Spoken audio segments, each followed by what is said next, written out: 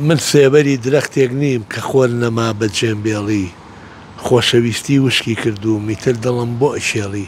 خۆی هەرچەندە ڕۆژی 23 ڕۆژی نەورۆزی جەژنی کوردان و جەژنی چەند نەتەوەیەکی تریشە، بەڵام لە ساڵی 1999 ڕێکخراوی یونسکۆ بۆ پەروەردە و ڕۆشنبیری بڕیاریدا ڕۆژی 21 سێی هەموو ساڵێک بە ڕۆژی جیهانی شعر پێناسە بکات.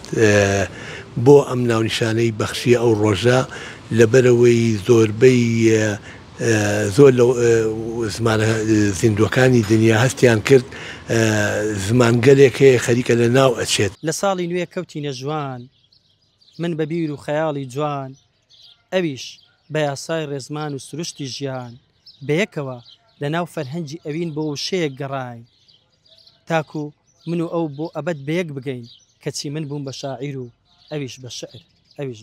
لەو ڕۆژە جیهانیە دەتوانم بەڵم چکە و ڕۆژێکی جیهانی شعرە و پیرۆزبایی لە هەموو نووسەر و ئەدیب و شاعیرانی کورد دەکەم. هەمیشە بەرهەمەکانیان لە بەردەوامی دابێت بۆ خزمەتی کتێبخانە کوردیەکان بکەن و خزمەتی کوردستان بە شێوەیەکی گشتی بکەن.